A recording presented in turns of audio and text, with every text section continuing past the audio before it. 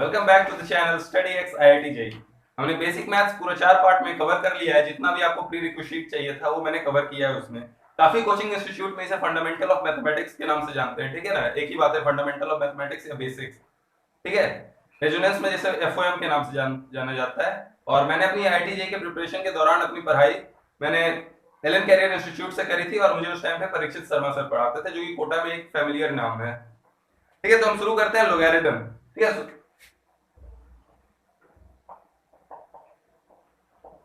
अब चैप्टर शुरू करने से पहले आपके मन में काफी विचार आ रहे होंगे कि क्या सर केवल पढ़ाइएगा या फिर असाइनमेंट्स वगैरह, सीट वीट, DPP, ये सब।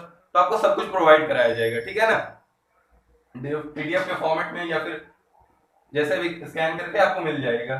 फिर आ रहा होगा सर ये चैप्टर में टॉपिक्स क्या क्या होंगे, इसका वेटेज क्या है, ठीक है ना, और इसका उपयोग क्या अदर सब्जेक्ट्स में भी है, या फिर मैथ्स में ये कितना इन्वॉल्व है, ठीक है। तो जैसे मैं बता रहा था कि केमिस्ट्री में ये आप एसिडिटी एंड बेसिसिटी पढ़ते होंगे।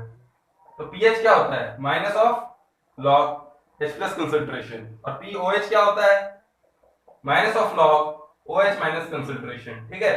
और शायद आप बेस 10 लेकर के जैसे भी करते होंगे, ठीक है। मैं पूरे डिटेल में आपको समझाऊंगा। अब आते हैं इसका वेटेज क्या है। तो वेटेज के बारे में आपको पहले बता देता हूं। क्या पहुंच गई, इसका जो इनडायरेक्ट वेटेज है, जे मेन और जे एडवांस दोनों के पॉइंट ऑफ व्यू से बात करता हूं मैं।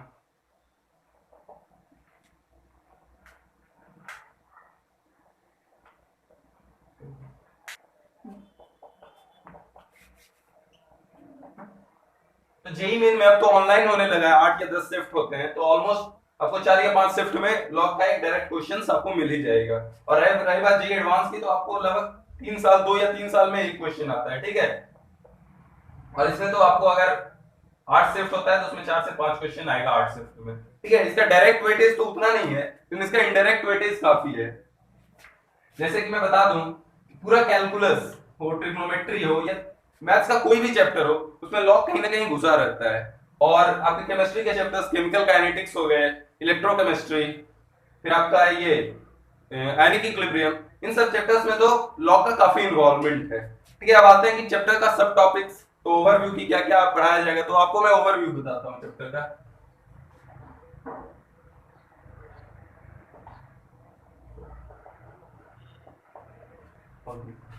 ठीक है। सबसे पहले तो मैं इंट्रोडक्शन और डेफिनेशन बताऊंगा, फिर आपको थोड़ा एंटी लॉग के बारे में बताऊंगा, ठीक है। फिर कुछ इलस्ट्रेशंस लेंगे अपन, ठीक है। आज लगभग लेक्चर खत्म होने से पहले आपको ये एंटी लॉग समझा दूंगा, और इलस्ट्रेशन लगभग 15 इलस्ट्रेशन आपको करा दूंगा। उसका चौथा टॉपिक है हमारा प्रॉपर्टी, ठीक है ना। लॉग की काफी प्रॉपर्टीज हम देख,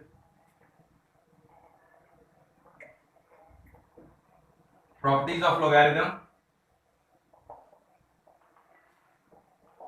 जैसे ये लॉग क्या होता है ना, लॉग काफी सिंप्लीफाई कर देता है चीजें, जैसे मल्टीप्लिकेशन को एडिशन में कन्वर्ट कर देता है, इस तरह का। फिर फिफ्थ टॉपिक होगा हमारा बेस चेंजिंग थ्योरम।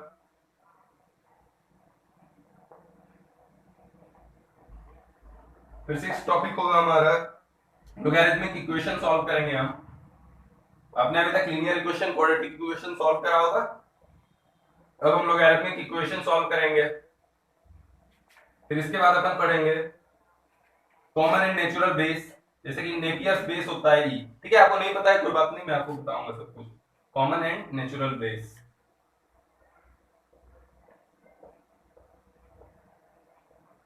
इसके बाद हमारा आठवां टॉपिक होगा कैरेक्टरिस्टिक एंड मैंटिसा, ठीक है। नाम से आपको थोड़ा डर लग रहा होगा, वैसा कोई बात नहीं। कैरेक्टरिस्टिक मतलब होता है इंटीग्रल पार्ट, और मैंटिसा मतलब फ्रैक्शनल पार्ट। इससे हम नंबर ऑफ डिजिट्स निकालने में सर काफी एप्लीकेशंस है। इसके बाद हम पढ़ेंगे मॉडुलस फंक्शन या एब्सोल्यूट फंक्शन जिसे कहते हैं। इसके बाद हम लॉगरिथमिक इनइक्वालिटीज देखेंगे, ठीक है।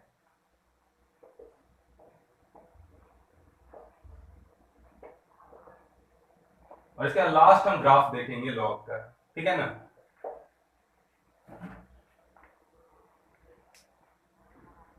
ठीक है, जैसा कि हमारा फर्स्ट टॉपिक था इंट्रोडक्शन एंड डेफिनेशन, तो आइए आपको इंट्रोड्यूस करते हैं लॉगरिथम से। ठीक है, एक लाइन यहाँ पे मैंने लिख रखा है, every positive real number can be represented in two ways, first exponential representation और दूसरा लॉगरिथमिक रिप्रेजेंटेशन। एक्सपोनेंशियल रिप्रेजेंटेशन तो आप 7th 8th से ही पढ़ते आ रहे हैं। ठीक है, तो एक दो एग्जांपल आपको कराता हूं, फिर आप जनरलाइज करेंगे। ठीक है ना। 9 ये रियल भी है पॉजिटिव भी है, और उसी तरह से 1000। ठीक है, रियल भी है पॉजिटिव भी है, तो पहले इसको एक्सपोनेंशियल वे में रिप्रेजेंट करते हैं। ठीक है, इसको कैसे 3 स्क्वायर इक्वल्स टू 9, इस तरह से रिप्रेजेंट करते हैं। ठीक है, अब इसको लॉगरिथम में देखिए कैसे रिप्रेजेंट करते हैं। log 9 to the base 3 equals to 2। तो एक्चुअली लॉग में आपसे पूछ रहा है, यहां पे आपसे क्या पूछ रहा है कि 3 की डिग्री 2 क्या होगी, या 3 का पावर 2 क्या होगा। ठीक है, इसको आप, ये तो बेस ही है। ठीक है, ये तो हमारा वही रियल पॉजिटिव नंबर है, n से डिनोट कर देता हूं नंबर को, और इसको आप इंडेक्स बोलो या पावर बोलो या भी, ठीक है, मैं एक्सपोनेंट बोल देता हूं। ठीक है, तरह तरह के नाम होते हैं, पावर, डिग्री, इंडेक्स, एक्सपोनेंट। ठीक है, यहाँ पे वही 3 जैसे बेस है तो यहाँ पे भी बेस है। ठीक है, 9 तो वही नंबर है, और ये 2 हमारा एक्सपोनेंट है। ठीक है, आपको इससे, इस फॉर्म से, एक्सपोनेंशियल फॉर्म से लॉगरिथमिक फॉर्म में कन्वर्ट करना इसको आना चाहिए, और यही आप सीख गए तो चैप्टर में फिर आपको उतनी डिफिकल्टी नहीं होगी। यही हमारा हार्ट एंड सोल है चैप्टर का। ठीक है, मैं यही जो डिफिनेशन है ना, इसी पे जेई में एक ही साल में मैं अभी कराऊंगा कुछ देर के बाद, 2 क्वेश्चंस आ रखे हैं। ठीक है ना। एक और एग्जांपल लेता हूं, उसके बाद मैं जनरलाइज करूंगा। 1000 है, इसको पहले एक्सपोनेंशियल फॉर्म में लिखे, इसको 10 की क्यूब इक्वल्स टू 1000 लिखे। ठीक है ना, एक्सपोनेंशियल फॉर्म में। यहाँ 10 हमारा क्या है, बेस, ये नंबर वही positive number, positive real number, और क्यूब यही हमारा एक्सपोनेंट है, या आप इंडेक्स को कुछ भी कहो। ठीक है, इसको लॉग में हम रिप्रेजेंट करते हैं, log 1000 to the base 10 equals to 3। ठीक है, देखिए एक मैं जुगाड़ टाइप का बताता हूं इसको समझने का। ये पावर है, ठीक है, ये पावरफुल है 3, मैं दूसरा पेन से बता रहा हूं। ये 3 जो है ये पावर में है। ठीक है, इसको एक स्पेशल सीट दो, स्पेशल सीट दे दिया। ठीक है, अब जो हमारा ये बेस है, इसी के कारण पावर में था, तो ये हमारा छोटू जो है ये गिरा हुआ है। ठीक है ना, इसको गिरा दो। ठीक, इसी के कारण पावरफुल था ना वो, तो इसको गिरा दो, ये बेस, यहां भी बेस है। ठीक है, और नंबर को ऐसे ही आप लिख दो, तो log, और इसको पढ़ने का तरीका है log 1000 to the base 10 equals to 3। समझ में आ रहा है? ठीक है, अब देखिए इससे आपको इसमें कन्वर्ट करना है, तो ये देखिए इसकी डंडी गिरेगी, तो ये इसके चरणों में जा गिरेगा। ठीक है, इसकी डंडी गिरी, इसकी डंडी गिरी, तो ये इसके चरणों में जा गिरेगा। ठीक है, आपको मैंने इससे ये कन्वर्ट करना भी सिखाया, इससे भी कन्वर्ट करना सिखाया। ठीक है, अब मैं इसको जनरलाइज करता हूं, मैं बोर्ड को रब कर देता हूं, फिर जनरलाइज करेंगे अपन। ठीक है, जैसा कि मैं बोल रहा था कि मैं जनरलाइज अब करूंगा for real positive number m, इसको एक्सपोनेंशियल फॉर्म में आप कैसे लिखेंगे, a की power x equals to m। ठीक है, और मैंने लॉगरिथमिक फॉर्म में इसको बदलने का तरीका क्या बता रखा था, आप ये जो पावर में है इसको आप स्पेशल सीट दे दो, दे दिया स्पेशल सीट। ये जो है छोटू, इसको छोटा ही रखो। ठीक ना, बेस, ये बेस, यहाँ भी बेस है, और ये नंबर यहाँ पे आ गया। ठीक है, और मैं लॉगरिथमिक से एक्सपोनेंशियल फॉर्म में भी कन्वर्ट करना बताया था, इसकी डंडी गिरेगी तो ये इसके चरणों में जा गिरेगा। ठीक है, n की डंडी गिरी तो a जो है x के चरणों में आ जाएगा। ठीक है, वो तरीका है कि इसकी डंडी गिरी तो n इक्वल्स टू ये इसके चरणों में जा गिरेगा, ये तो n इक्वल्स टू a की पावर x। ठीक है, अब हमारा सारा डिस्कशन यही लॉग के अराउंड रिवॉल्व होगा। ठीक है, मैंने आपको चुपचाप बता रखा था कि ये पॉजिटिव है। ठीक है ना, तो ये डिफाइंड तभी है जब n ग्रेटर देन 0। मैंने पहले ही लाइन लिखाई थी कि for a positive real number. ठीक है ना, अब ये बेस पे भी कुछ हमारे रिस्ट्रिक्शंस हैं या कंस्ट्रेंट्स हैं, जिसको कहें, ये जो बेस है वो ग्रेटर देन 0 होना चाहिए और नॉट इक्वल्स टू 1। ठीक है, अब आप पूछेंगे कि क्यों। ठीक है, तो पहले मैं बताता हूं कि ये क्यों पॉजिटिव, नेगेटिव क्यों नहीं हो सकता है, फिर मैं बताऊंगा 1 क्यों नहीं हो सकता है। तो आप देखिए, अब 2 की पावर 2 हमसे आप पूछिए, मैं बता दूंगा 4। 2 की पावर क्यूब भी पूछिए, मैं बता दूंगा 8। ठीक है ना, वैसे ही आप -2 का स्क्वायर पूछे तो मैं बता दूंगा। ठीक है, -2 का स्क्वायर क्या होगा 4, -2 का क्यूब 8। फिर मैं पूछा आपसे -2 की पावर x क्या है, तो सॉरी -2 का क्यूब -8। ठीक है, अब मैं पूछा आपसे -2 की पावर x क्या होगा। ठीक है, तो आप, तो जैसे ही आप हमसे पूछेंगे -2 की पावर x है, तो मैं आपसे पूछूंगा कि x क्या है, इवन है या ऑड है। या x है क्या, ठीक है। तो भी आप जो भी बोले इसकी वैल्यू की, चलिए x आपकी 6 है, मैं बता दूंगा कि 64 है। आप बोलेंगे कि 5 है, तो मैं बोल दूंगा कि -32 है, ठीक है ना। लेकिन यहीं पे पूरा मैं रब कर देता हूं,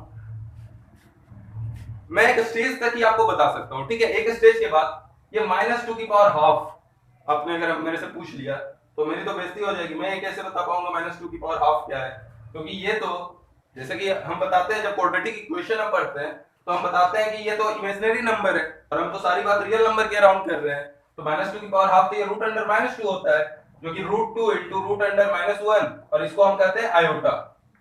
आयोटा एक इमेजिनरी नंबर है, ठीक है ना। पूरा डिटेल में आयोटा के बारे में थोड़ा सा आपको क्वाड्रेटिक इक्वेशन में पता चलेगा, और फिर उसके बाद कॉम्प्लेक्स नंबर में डिटेल में आयोटा के बारे में हम देखते हैं, ठीक है ना। इसीलिए नेगेटिव हम नहीं ले सकते, क्योंकि एक स्टेज के बाद जब बेस अगर नेगेटिव हो जाएगा तो ये रियल कभी आएगा ही नहीं, ठीक है ना। इसलिए हम a को ग्रेटर देन 0 लेते हैं। अब बात आया कि sir a y a not equals to 1, ठीक है। मैं एक स्टेटमेंट भी लिखवाऊंगा, फिर उससे पहले मैं समझा दिए देता हूं कि y a not equals to 1, क्योंकि देखिए बेस आपने 1 लिया, n कोई नंबर है मान लीजिए 5 या कुछ भी। अब 1 को आप कितना भी रेंज कर लो, ठीक है ना। आप 1 को 9 करोड़ कुछ भी रेंज करो, 1 की पावर 9 करोड़, 1 की पावर कुछ भी कर लो, ये कभी 5 आ सकता है। 5 तो छोड़ो, मैं आपको 1.5 पूछूंगा, क्या 1 को कितना भी रेंज करो 1.5 आ सकता है? नहीं। अब आप मेरे से ये क्वेश्चन करोगे कि सर ठीक है 1.5 नहीं ना, लेकिन 1, तब तो ये डिफाइंड होगा। तो देखिए अब ये कोई भी रियल नंबर में कोई भी नंबर लिया मैंने, 7 9 8 सबके लिए ये होगा, ठीक है ना। x की वैल्यू यहाँ पे एक्सपोनेंट्स वेरी कर रहा है, तो ये यूनिक नहीं रहा। और कोई भी फंक्शन का यूनिक होना काफी जरूरी है, ठीक है ना। इसलिए हम 1 को भी बेस नहीं लेते हैं, ठीक है। अब अपन लॉग को डिफाइन करेंगे। Logarithm of a number to some base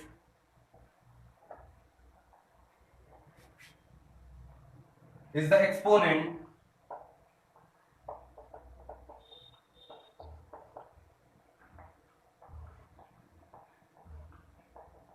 the base got raised,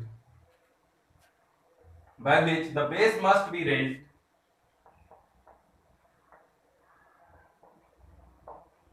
in order to get that number,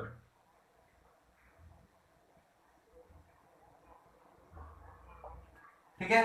जैसा कि लॉग क्या है, लॉग एक नंबर है टू सम बेस, ठीक है, टू सम बेस। और ये क्या क्या है, n इक्वल्स टू, ये जो बेस है बेस को कितना टाइम्स रेज करते हैं, तो एक्सपोनेंट के टाइम्स रेज करते हैं, ठीक है, a की पावर x, ठीक है। ये डेफिनेशन आई होप आपको क्लियर होगा, ठीक है। ठीक है, मैंने कुछ नोट लिख रखे हैं, ये आप स्क्रीन पॉज करके आप लिख लें, ठीक है। आप स्क्रीन पॉज करें और लिख लें, फिर मैं आपको समझाता हूं।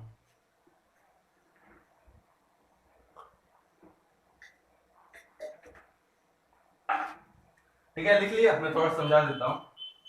Logarithm of zero does not exist, मैंने बताया ही था कि वो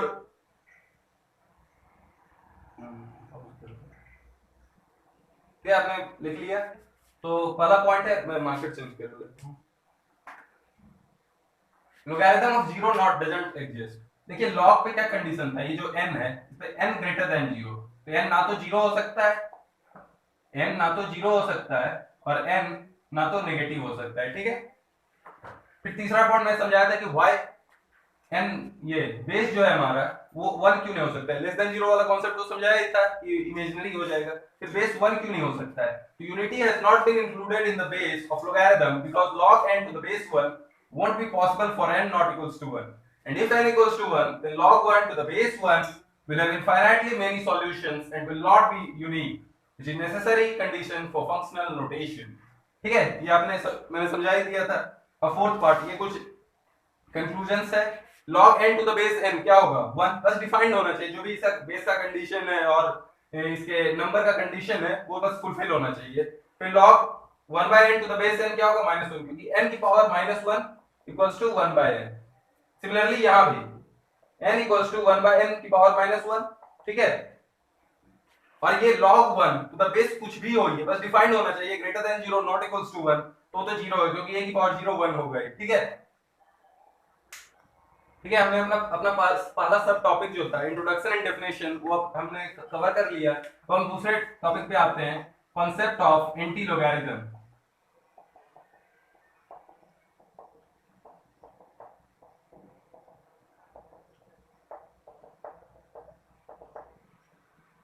अब लॉग को लिखें, लॉग के फॉर्मेट को ये होता है। ठीक है, इसको एक्सपोनेंशियल फॉर्म में क्या लिखते हैं, a की power x equals to n। यहाँ पे आपसे क्या पूछा जा रहा है कि a को मैं कितना रेज करूं कि n आ जाए। ठीक है, कितना डिग्री क्या होगा। और यहाँ पे क्या पूछा जा रहा है कि a को अगर मैं x की डिग्री से रेज करता हूं तो क्या आएगा।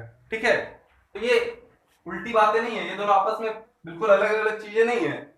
तो इसको हम एंटी, ये लॉग है ये एंटी लॉग है, कहने को हम एक्सपोनेंशियल कहते हैं लेकिन यही हमारा एंटी लॉग भी है। ठीक है, आपको लग रहा होगा एंटी लॉग पे बहुत खतरनाक चीज है, यही एंटी लॉग है। ठीक है, अगर log n to the base a equals to x, तो antilog x to the base a equals to n। ठीक है, ये हमारा एंटी लॉग का कॉन्सेप्ट है। ठीक है, अब हम कुछ प्रॉब्लम्स देखते हैं। ठीक है, ठीक है, हमने दो टॉपिक कवर कर लिए, एंटी लॉगरिथम और इंट्रोडक्शन एंड डेफिनेशन। अब हम कुछ इलस्ट्रेशन देखेंगे। तो ये 1 2 3 4 चार क्वेश्चंस दिए हैं, उसमें मैंने बताया था कि एक ही साल में आईआईटी में दो क्वेश्चन आए थे बिल्कुल फंडामेंटल डेफिनेशन पे। ठीक है, तो आप ये भी स्क्रीन पॉज करें और देखें। और आपको अगर नोट्स चाहिए होगा तो आप कमेंट बॉक्स में लिखना, मैं आपको पीडीएफ के फॉर्म में दे दूंगा। ठीक है ना, अब पॉज करके आपने सॉल्व करा, बिल्कुल 4 से 5 मिनट या 8 मिनट टाइम लें और सॉल्व करें। शुरू करो।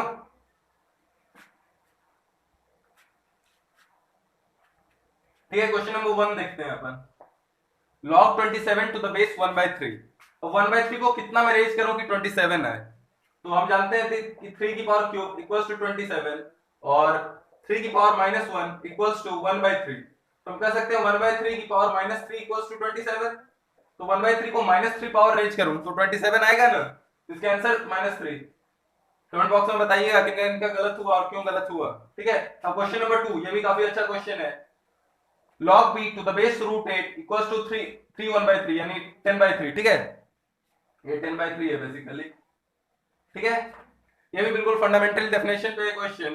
तो रूट 8 की पावर 10/3 इक्वल्स टू b, हमें b ही चाहिए। तो ये क्या है, रूट अंडर यानी 2 की पावर 3 8 है और ये रूट अंडर है यानी 2 की पावर 3/2। और मैंने बेसिक मैथ्स में आपको बता रखा है कि a की पावर m की पावर n होता है। अगर ऐसा होल पावर n होता है तो m और n आपस में मल्टीप्लाई होते हैं।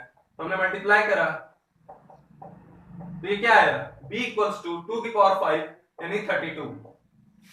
आईआईटी का आया हुआ क्वेश्चन है, question number 3। For y equal to log x to the base a to be defined a must be A B C D. आप पहला ऑप्शन है any positive real number, B any number, C greater than e जो कि Napier's base होता है। ठीक है ना, और D any positive real not equals to 1।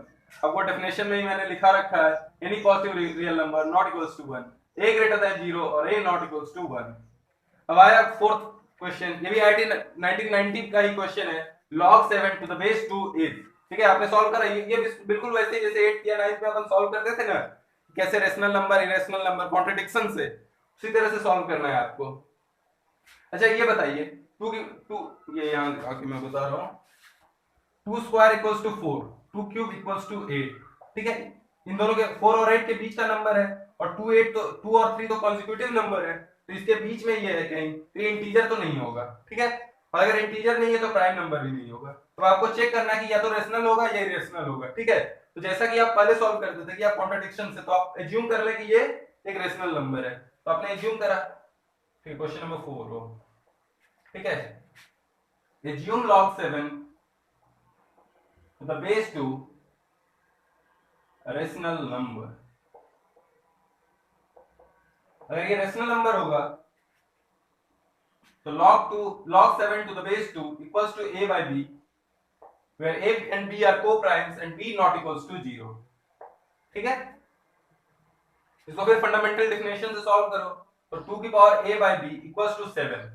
ठीक है, या तो आप ये भी कर सकते हैं 2 की पावर a equals to 7 की पावर b। ये स्टेप कैसे है ये समझ में आ रहा है, दोनों की होल पावर b लो। ठीक है, तो मैंने बताया था कि a की पावर m की होल पावर n, तो m और n आपस में मल्टीप्लाई होते हैं, तो ये 2 की पावर a इक्वल्स टू 7 की पावर b। अब देखिए ये 2 into 2 8 टाइम्स और ये 7 into 7 into so on v times. तो क्या ये कभी इक्वल हो सकता है? ये बस इक्वल हो सकता है एक ही केस में, a equals to b equals to 0। लेकिन यहाँ पे देखिए इसको रेशनल होने के लिए b नॉन जीरो होना जरूरी है, ठीक है?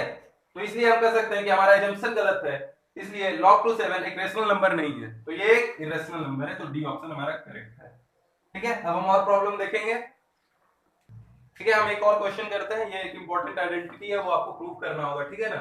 उसके बाद हम वाइंड अप करेंगे, बाकी 6-7 क्वेश्चन अपन अगले लेक्चर में करेंगे।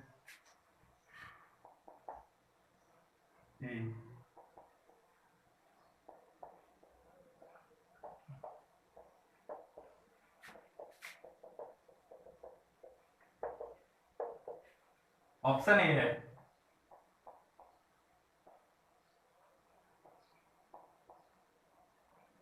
log a to the base n। Option B है हमारा n। C I can not be simplified, ठीक है? तीन ही ऑप्शन रखते हैं। स्क्रीन को पॉज करें और सोचें। सोच लिया? अब सॉल्व करूं? ब्लू कलर के मार्कर से, ठीक है? ये है, इसको हमें देखना है कि सिंप्लीफाई होके क्या होता है, ठीक है ना? तो आप log n to the base a को एज्यूम कर लो t, ठीक है? तो बाय डेफिनेशन क्या हो गया, a की power t equals to n, और t क्या है अपना log n to the base a, तो क्या हो गया ये n, तो can be simplified to n, ठीक है? ये तो मैंने प्रूफ बताया, थोड़ा सा मैकेनिज्म समझ लें। देखिए हो क्या रहा है, ये बेस है, ठीक है ना? ये बेस है, यहाँ पे log का बेस, छोटू बेस, छोटू या फिर गिरा हुआ, ठीक ना? ये छोटा है, ये कहीं भी मूव नहीं करेगा, ठीक ना? ये सेटल्ड रहेगा, और a और n आपस में इंटरचेंज होंगे, ठीक ना? a और n आपस में इंटरचेंज हो रहे हैं, लेकिन a जो है, ये बेस जो है, ये छोटा बच्चा, ये कहीं नहीं इंटरचेंज होगा, ठीक ना? ये सेटल्ड रहेगा। तो जब इंटरचेंज कर दो तो ये क्या हो जाएगा, n यहाँ आ जाएगा, a वहां चला जाएगा, तो n log a to the base a, तो ये क्या हो जाएगा n, ठीक ना? आगे से ये प्रूफ भी आप ध्यान में रखें, और ये जो मैकेनिज्म मैंने आपको बताया, ठीक ना, कि एक्चुअली हो क्या रहा है। अगर यहाँ पे b होता तो क्या होता, n की power log a to the base b, ठीक है ना? अब एक क्वेश्चन मैं इसी पे सोच रहा हूँ करा ही दूं, उसके बाद वाइंड अप करते हैं। एक क्वेश्चन आप करें,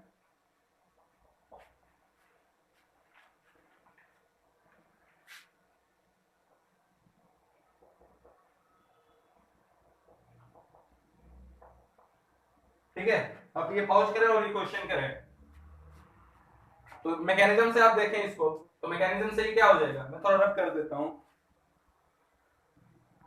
ठीक है? मैंने मैकेनिज्म आपको बताया था कि इसको चेंज करना और ये छोटू को स्थिर रखना है, ठीक है? तो क्या हो जाएगा, x नीचे आएगा log 9 to the base 3 minus 5x plus 6 equals to 0।